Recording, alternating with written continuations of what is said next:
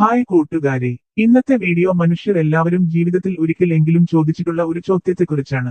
ദൈവത്തിന് തെളിവുണ്ടോ അല്ലെങ്കിൽ ഇല്ലയോ? ഇതിനെക്കുറിച്ച് ശാസ്ത്രം എന്താണ് പറയുന്നത്? ഈ ചോദ്യം നമ്മിൽ പലരും പല സമയങ്ങളിലും ചിന്തിച്ചിട്ടുള്ളതാണ്. ചിലർ പറയുന്നു ദൈവത്തിനുള്ള തെളിവുകൾ ഉണ്ടെന്ന്, മറ്റു ചിലർ പറയുന്നു ഇല്ല എന്ന്. പക്ഷേ ശാസ്ത്രം യഥാർത്ഥത്തിൽ എന്താണ് പറയുന്നത്? അതാണ് നാം ഇന്നു ലളിതമായി മനസ്സിലാക്കുന്നത്.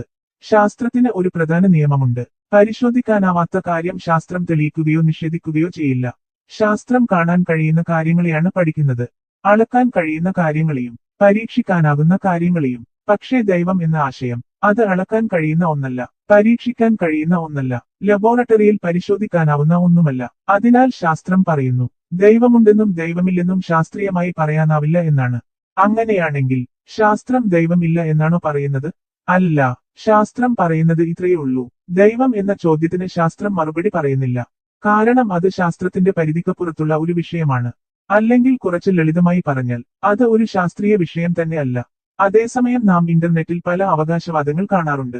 ദൈവഗണം ദൈവത്തിന്റെ തെളിവാണ് എന്നൊരു വാദം, DNA ദൈവത്തിന്റെ കോഡാണ് എന്നൊരു വാദം, പ്രപഞ്ചം വളരെ സൂക്ഷ്മമായി ക്രമീകരിക്കപ്പെട്ടിരിക്കുന്നു, അതിനാൽ ദൈവം വേണം എന്നൊരു വാദം.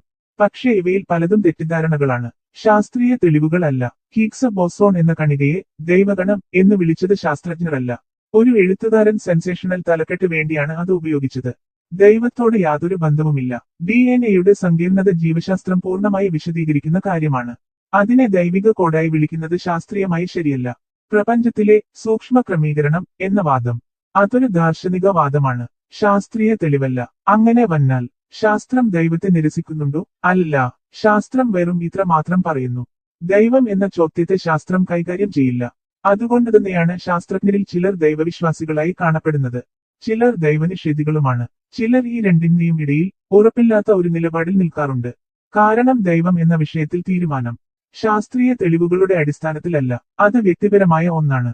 ഒടുവിൽ ഒറ്റ വാക്കിൽ പറഞ്ഞാൽ ദൈവത്തിന് ശാസ്ത്രീയ തെളിവുണ്ടോ എന്ന ചോദ്യം ശാസ്ത്രീയ ചോദ്യം തന്നെ അല്ല, അത് വിശ്വാസത്തിന്റെ ഭാഗമായിരിക്കും. അതൊരു ആത്മീയ അനുഭവത്തിന്റെ ഭാഗമായിരിക്കും, അല്ലെങ്കിൽ ദാർശനിക ചിന്തയുടെ ഭാഗമായിരിക്കും. ദൈവം ഉണ്ടെന്ന് നിങ്ങൾ വിശ്വസിക്കുന്നുണ്ടോ? അല്ലെങ്കിൽ ശാസ്ത്രത്തിന്റെ വശത്താണോ നിങ്ങൾ? നിങ്ങളുടെ അഭിപ്രായം കമന്റിൽ എഴുതൂ. വീഡിയോ ഇഷ്ടമായാൽ ലൈക്ക് ചെയ്യൂ, ഷെയർ ചെയ്യൂ, സബ്സ്ക്രൈബ് ചെയ്യൂ. അടുത്ത വീഡിയോയിൽ കണ്ടുമുട്ടാം കൂട്ടുകാരെ.